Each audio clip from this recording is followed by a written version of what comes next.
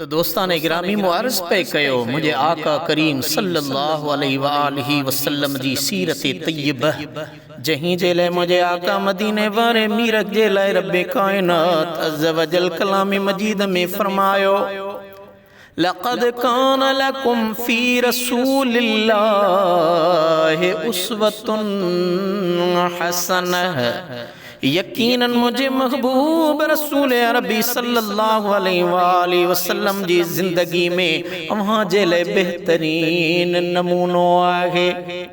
पाण सगोरा क़ुरान मजीद ते गौर ऐं फ़िक्र लाए ऐं उन जे मक़सद के समझण लाए हर सूरत के हर आयत के आहिस्ते आहिस्ते यानी ढारे ढारे तरतीब ऐं तरतील सां तिलावत फरमाईंदा हुआ। दोस्ताने गिरामी कबीर मुझे आका कायनात नबी नामदार सल्लल्लाहु अलैहि वसल्लम जी ज़ाते बाबरकात तहज्जुद जी नमाज अदा फरमाए रहा हा ऐं सजी रात हिक ही आयत वरी वरी बीहर बीहर दोहराईंदा रहा। इन तुअज़्ज़िबहुम फ़इन्नहुम इबादुक व इन तग़फ़िर लहुम फ़इन्नक अंतल अज़ीज़ुल हकीम।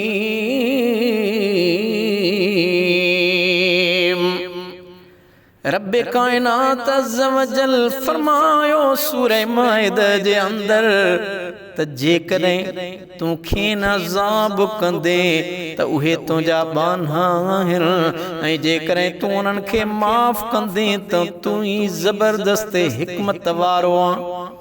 ही आयत करीम मुझा आका करीम वरी वरी तिलावत कंदा रहा त क़ुरान मजीद जी हर आयत ते गौर ऐं फ़िक्र मुझा आका करीम हमेशा कंदा रहंदा हुआ ऐं उन ते अमल कंदा हुआ। क़ुरान मजीद जी हर आयत पाण करीम सल्लल्लाहु अलैहि वसल्लम जे ज़िंदगी ते गहरो असर छॾींदी। तो दोस्ताने गिरामी पाण करीम सल्लल्लाहु अलैहि वसल्लम क़ुरान ते अमल करण में मुसलमानन लाइ हिकु नमूनो हा।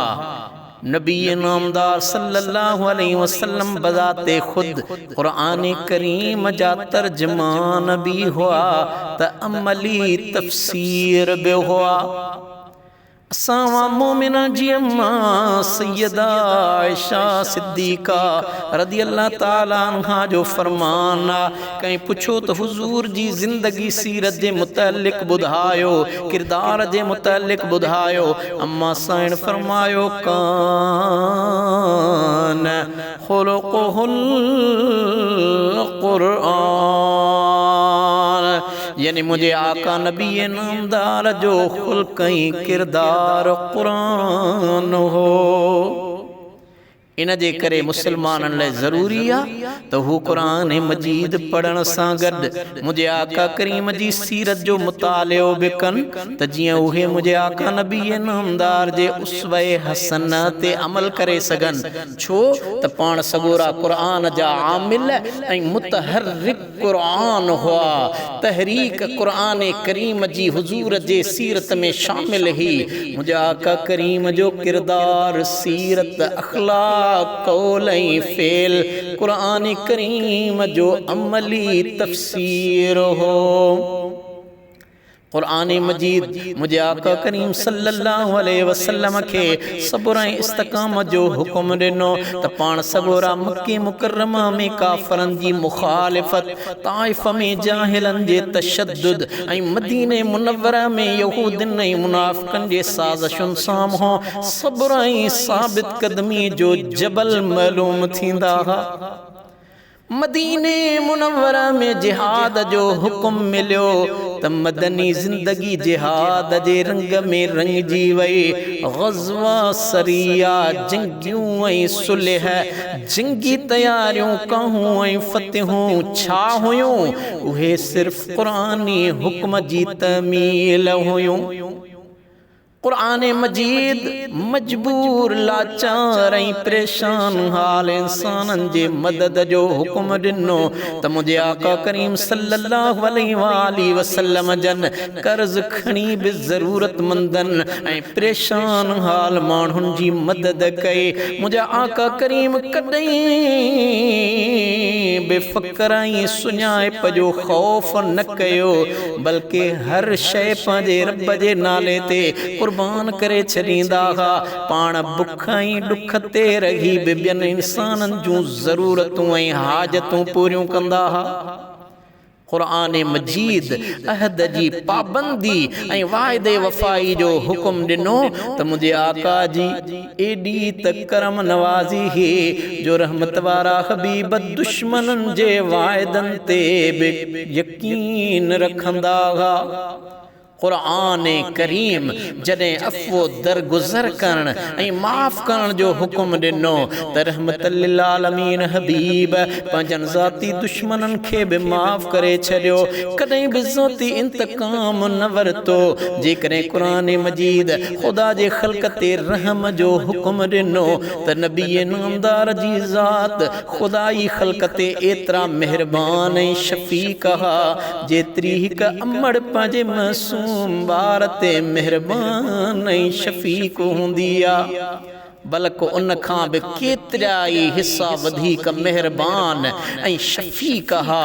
जेकॾहिं कुरान मजीद अदल ऐं इंसाफ़ जो हुक्म ॾिनो त रहमत वारा हबीब अहिड़ो अदल ऐं इंसाफ़ क़ाइम करे ॾेखारण वारा हा जो दुश्मननि खे बि उन ते हैरत ऐं तअज्जुब ईंदो हो। जेकॾहिं कुरान मजीद मुस्तक़बिल में ईंदड़ कंहिं वाक़े जी ख़ुशख़बरी ॾींदो हो या कंहिं ईंदड़ हादसे खां ड्रेजारींदो हो त नबी नामदार सल्लल्लाहु अलैहि वसल्लम उन ते आइनुल यकीन अखियुनि ॾिठी ॻाल्हि खां बि वधीक एतिक़ाद ऐं यकीन रखंदा हुआ।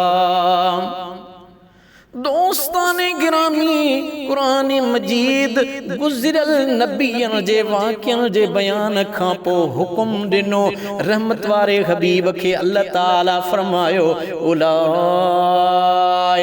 लज़ीन हदल्लाहु फबिहुदाहु मुक़्तदिह। ओ मुझा सुणा महबूब नबी ये उहे आहिनि जेके अल्लाह रस्तो ॾेखारियो पोइ तूं बि उन्हनि वारे तरीक़े ते हल। जॾहिं रब्बे काइनात ॿियनि नबियनि जी ज़िंदगीअ जे नमूने जो ज़िक्र फरमायो त मुंहिंजे आका नबी नामदार जूं सिफ़तूं नबी नामदार सल्लल्लाहु अलैहि वसल्लम जे ज़िंदगीअ में पैगंबरनि वारियूं शामिल थियूं। दोस्ताने गिरामी हज़रत नूह अलैहिस्सलाम जी दावत ऐं इस्तक़ामत, हज़रत इब्राहीम अलैहिस्सलाम जी हिम्मत हौसलो अज़्म मोहब्बत हिकमत ऐं अंदाज़े बयां, हज़रत मूसा कलीमुल्लाह वारो अख़लास ऐं पंहिंजे क़ौम खे ज़ालिम जे चंबे मां छॾाइण जो हौसलो ऐं जज़्बो, हज़रत ईसा रूहुल्लाह जो ज़ुहद तक़वा परहेज़गारी ऐं नरम दिली, हज़रत इस्माईल अला नबीना अलैहिस्सलातु वस्सलाम जो पंहिंजो तन मन ऐं सभु कुझु अल्लाह जे आॾो कुर्बान करे छॾण वारो जज़्बो ऐं शौक़, हज़रत दाऊद अला नबीना अलैहिस्सलातु वस्सलाम जी इताअत बंदगी ऐं शुक्रगुज़ारी, हज़रत सुलेमान अलैहिस्सलाम जी हिकमत ऐं दानाई, हज़रत यूसुफ अलैहिस्सलाम जी पाक दामनी ऐं इहसान शनासी, हज़रत अय्यूब अला नबीना अलैहिस्सलातु वस्सलाम जो सब्र ऐं साबित कदमी। ई उहे सिफ़तूं हुयूं जेके मुंहिंजे आका नबी नामदार में शामिल हुयूं। कुरान मजीद हुक्म ॾिनो त बलिल्लाह फअबुद व कुम मिनश शाकिरीन, बल्कि रुगो अल्लाह जी इबादत कर ऐं शुक्र कंदड़नि मां थी। नबी नामदार सल्लल्लाहु अलैहि वसल्लम उन हुक्म जी तामील में पंहिंजो ॾींहुं ऐं राति रब्बे काइनात जी इबादत ऐं शुक्र में गुज़ारे छॾींदा हुआ। राति जो आराम करण खां पोइ जॾहिं निंड मां सुजाग थींदा हुआ त ज़ुबान सां अल्लाह जी तारीफ़ ऐं उन जो शुक्र कंदा हुआ। खाधे खाइण खां पोइ खीर ऐं पाणी पीअंदा हुआ, लिबास ऐं जुती ढकींदा हुआ, आईनो ॾिसंदा हुआ, हर महीने जे पहिरीं तारीख़ जो चंड ॾिसंदा हुआ, या वुज़ू फरमाईंदा हुआ, कसा हाजत जे लाइ वेंदा हुआ, बीमार जी तब पुरसी कंदा हुआ, नओं मेवो खाईंदा हुआ, मस्जिद में दाख़िल थींदा हुआ, रात जो सुम्हंदा हुआ, तॾहिं बि मुंहिंजा महबूबा का दुआऊं ऐं हमद ऐं शुक्र जा कलमा अदा करे सुम्हंदा हुआ। जॾहिं असुर जो तहज्जुद निमाज़ जे लाइ उथंदा हुआ, ख़ुदा जी कुदरत जा अजीब करिश्मा ॾिसी रूह खे राहत ॾींदड़ हमद ऐं शुक्र जा कलमा अदा फरमाईंदा हुआ। रब काइनात कलाम मजीद में फरमायो, वकुलू वशरबू वला तुस्रिफू, ऐं खाओ ऐं पियो ऐं अजायो ख़र्च न कयो। इन क़ुरानी हुक्म जी तमील में असां जे आका जी ज़िंदगी जो को बि वक़्तु बेकार ऐं वांदो न गुज़रियो। नबी नामदार पंहिंजी उम्मत खे असराफ़ ऐं अजाए ख़र्च खां बचण जी तलक़ीन कंदा हुआ। महबूबन फरमायो, मुस्लमान खे जेसि ताईं बुख नाहे लॻंदी तेसि ताईं खाधो नाहे खाईंदो ऐं बुख हूंदे ई खाइण बंदि कंदो आहे। मुंहिंजे आका फरमायो, पाणीअ जे इस्तेमाल में बि हद खां न वधो, छो त पाणीअ में बि इसराफ़ थींदो आहे। तोड़े जो ऐं वहंदड़ दरियाह ते हुजो। खुदाई कुदरत जे मिठनि चश्मनि ऐं दरियानि जो पाणी रब्बे काइनात जी वॾी नेमत आहे। इन जे करे क़ुरान करीम इंसान खे उन ते शुक्र जी तलक़ीन करे रहियो आहे। लौ नशाउ जअलनाहु जजन फलौला तशकुरून, जेकॾहिं घुरूं त उनखे खारो करे छॾियूं, पोइ छो शुक्र नथा कयो। मुझे आका करीम सल्लल्लाहु अलैहि वसल्लम जी ज़ाते बाबरकात इन हुक्म जी तमील में पानी पीअण खां पोइ दुआ घुरंदा हुआ, अल्हम्दुलिल्लाहिल्लज़ी जअलहु अज़ाबन फुरातम बिरहमतिही वलौ यशाउ लजअलहु उजाजम बिज़ुनूबिना। अल्लाह ताला जे लाइ शुक्र आहे पंहिंजी रहमत ऐं बाज सां पाणीअ खे शीरीन ऐं मिठो बणायो। जेकॾहिं हू चाहे हा त असां इंसाननि जे गुनाहनि जे करे उनखे खारो ऐं कड़ो बणाए छॾे हा। क़ुरान करीम थो फरमाए, फसब्बिह बिहम्दि रब्बिक वकुम मिनस साजिदीन। पोइ तूं पंहिंजे पालींदड़ जी तारीफ़ सां गॾु पाकाई बयान कर ऐं सजदे कंदड़नि मां हुज। ऐं हिक ॿी जगह ते कलाम मजीद फरमायो, वसब्बिह बिहम्दि रब्बिक क़ब्ल तुलूइ शम्स व क़ब्ल गुरूबिहा व मिन आनाइल लैल फसब्बिह व अतराफन नहार लअल्लक तर्दा। ऐं पंहिंजे पालींदड़ जी पाकाई संदसि सारा सां गॾु सिज उभरण खां अॻु ऐं उन जे लहण खां अॻु बयान कंदो रह। ऐं कुझु राति जूं घड़ियूं बि पाकाई बयान कर ऐं ॾींहं जे तरफ़नि में बि त मन तूं ख़ुशि रहीं। दोस्ताने गिरामी, पाण सगोरनि जो पूरो ॾींहुं ऐं राति जो हिकु वॾो हिसो तकबीर, तस्बीह, तमजीद, तहलील, इस्तग़फ़ार ऐं दुआउनि में गुज़रंदो हो। इहो खुदाई ज़िक्र सिर्फ़ ज़ुबान सां न हूंदो हो, बल्कि ये अल्फाज़ दिल जे उथाह गहराइनि मां निकिरंदा हुआ ऐं अमली असर पाण करीमनि जे वजूद ते बि नज़र ईंदो हो। जॾहिं अल्लाहु अकबर चवंदा हुआ त दुनिया जे हर मुतकब्बिर ॾाढे ऐं ज़ालिम जे नफ़ी कंदा हुआ। मुझे आकाए किराम जी ज़ाते बाबरकात उन्हनि जी नफ़ी करे ख़ुदा जी किब्रियाई अज़मत में महव थी वेंदा हुआ। जॾहिं हू दिल जे उथाह गहराइनि सां अस्तग़फिरुल्लाह चवंदा हुआ त गुनाह जो तसव्वुर बि मुझे आका जे वेझो अची न सघंदो हो।